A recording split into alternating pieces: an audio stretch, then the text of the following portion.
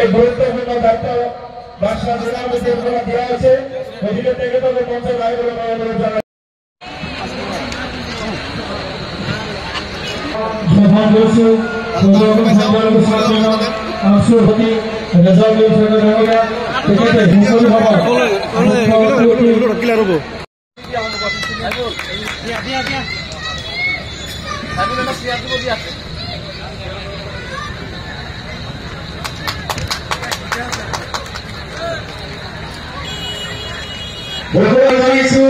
আমার আঞ্চলিক আইন কমিটির তাৰপিছত সম্পাদক জনাইছো।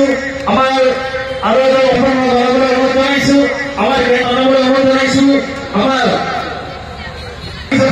অনুৰোধ জনাইছো। আমাৰ আৰু এজন কেন্দ্ৰীয়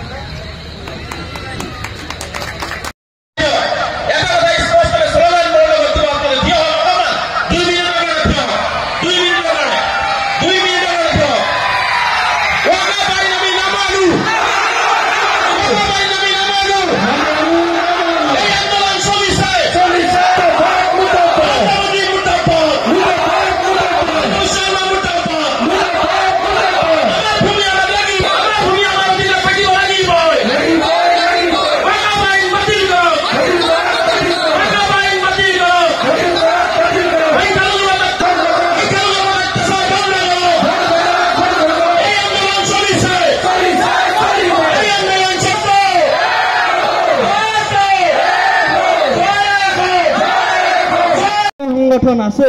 ৰেজাউল কৰিম চৰকাৰ ডাঙৰীয়াৰ হাতক আমি হাত মজবুত কৰিব লাগিব, তেতিয়াহে আমাৰ কাৰণে এই সমস্যাবোৰৰ পৰা পৰিত্ৰাণ পোৱা সম্ভৱ হ'ব, মোৰ এই ধাৰণা।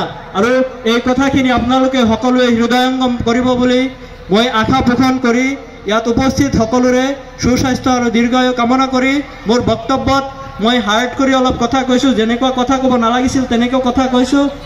ৰেজাউল কৰিম চৰকাৰ জিন্দাবাদ, জয় অসম।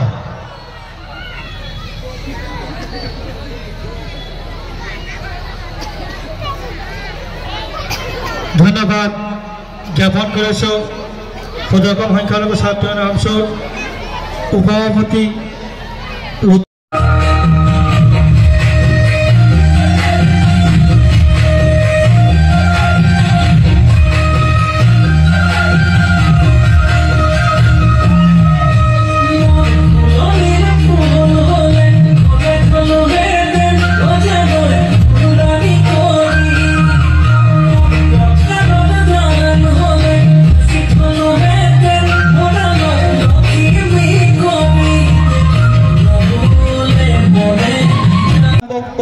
মাটিৰ পাট্টাৰ সমস্যাৰ পৰা আৰম্ভ কৰি সেকেন্ড ক্লাস সিটিজেন বনোৱাৰ যি প্ৰচেষ্টা চলিছে, আমাৰ আত্মসন্মান যি হনন কৰা হৈছে, আমাৰ যি সমতাৰ অধিকাৰ কাঢ়ি লোৱা হৈছে, আমাৰ যি ধৰ্মৰ অধিকাৰ কাঢ়ি লোৱা হৈছে, আমাৰ যি ৰাইট টু ডিগনিটি যিটো কাঢ়ি লোৱা হৈছে, এই সকলোবোৰ বিষয়ৰ পৰা যদি আমি পৰিত্ৰাণ পাব বিচাৰোঁ তেতিয়াহ'লে আমি দুটা কাম কৰিব লাগে।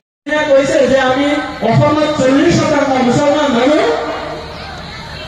ওয়াকফ আইন আমি আনিছোঁ, কিন্তু ইয়াৰ বিপৰীতে তেনেকুৱা বিশেষ একো